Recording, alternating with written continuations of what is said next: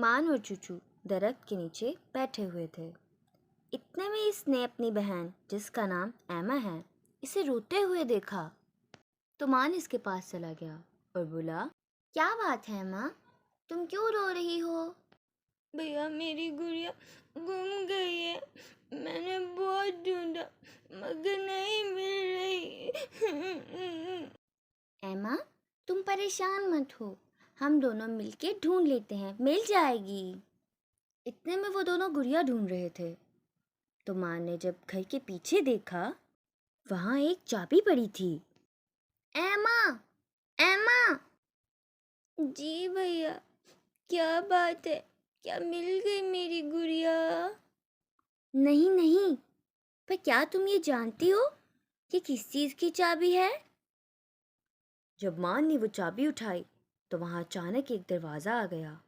مان اور ایما دونوں ڈر گئے۔ بھیا یہ کس چیز کا دروازہ ہے؟ میں نہیں جانتا ایما۔ مان آہستہ آہستہ اس دروازے کے پاس گیا، ایما بھی اس کے ساتھ تھی، دونوں ڈرے ہوئے تھے۔ وہ چابی بھی مان کے پاس تھی۔ جب مان اور ایما دروازے کے پاس گئے، شاید وہ چابی اسی دروازے کی ہے بھیا۔ مان نے جب وہ چابی دروازے کے قریب کی تو وہ دونوں ایک الگ ہی جادوئی دنیا میں پہنچ گئے۔ ارے یہ کہاں؟ وہاں ان کی ملاقات ایک بات کرنے والی بلی سے ہوئی جس نے انہیں بتایا، میں نے ہی تم لوگوں کو یہاں بلوایا ہے۔ لیکن کیوں؟ بادشاہی کا جادو ختم ہو رہا ہے۔ تو میں کیا کروں؟ میں تم لوگوں کی مدد چاہتا ہوں بیٹا، کیا تم لوگ میری مدد کرو گے؟ اتنے میں ایما کی نظر ایک چمکدار پتھر پر پڑی۔ بھیا وہ دیکھیں، یہ کیا چیز ہے ایما؟ جیسے ہی وہ پتھر اس بلی نے دیکھا اس نے انہیں کہا، یہ وہی پتھر ہے جس کے بارے میں تم لوگوں سے بات کر رہا ہوں۔